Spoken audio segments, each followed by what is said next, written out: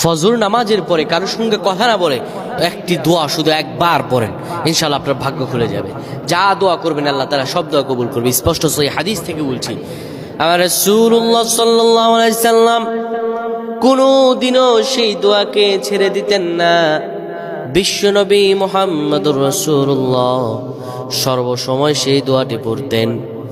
ফজর নামাজের পরে দোয়া কবুলের মুহূর্ত বিশ্বনবী মুহাম্মদুর রাসূলুল্লাহ বলেন, যে ব্যক্তি ফজর নামাজ জামাতের সহকারে আদায় করবে, আমার আল্লাহ ওই দিন তার সমস্ত দায়িত্বগুলো নিজেই গ্রহণ করে নেন। সুবহানাল্লাহ।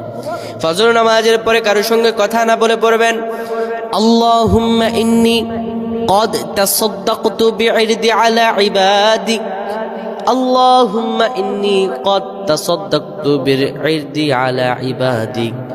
শুধুমাত্র এই দোয়াটি আপনি যদি কারোর সঙ্গে কথা না বলে একবার খালিস নিয়তে পড়তে পারেন, আমার আল্লাহ রব্বুল আলামিন আপনার যাবতীয় সমস্যাগুলোকে দূর করে দেবেন। আলহামদুলিল্লাহ।